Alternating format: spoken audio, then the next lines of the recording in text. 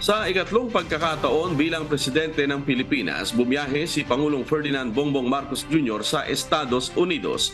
Lumipad si PBBM kasama ang kanyang delegasyon kagabi, November 14, para dumalo sa 30th Asia Pacific Economic Cooperation o APEC Summit na nakatakdang ganapin sa San Francisco, California. Sa kanyang departure speech, sinabi ng Pangulo na ang tema ng APEC ngayong taon ay nakalinya sa national at economic interest ng Pilipinas para sa mas magandang kinabukasan ng mga Pilipino. Pakinggan po natin si Pangulong Ferdinand Bongbong Marcos Jr.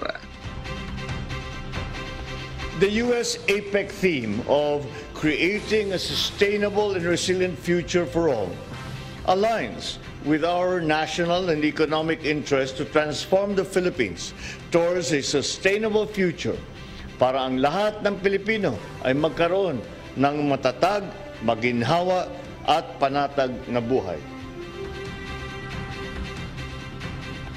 Bukod sa pagdalo sa APEC, makikipagpulong din ang Pangulo sa mga economic leader ng Asia-Pacific region para pag-usapan ng tungkol sa food and energy security, economic inclusion ng micro, small and medium enterprises o MSMEs, kapakanan ng mga kababaihan, indigenous people at iba pang sektora. At gaya ng kanyang mga nagdaang biyahe, mang-eengganyo si PBBM ng mga business leaders na mamumuhunan sa Pilipinas. Bahagi rin ng kanyang pagbiyahe ang lalong mapalakas ang bilateral relationship ng Pilipinas at Estados Unidos.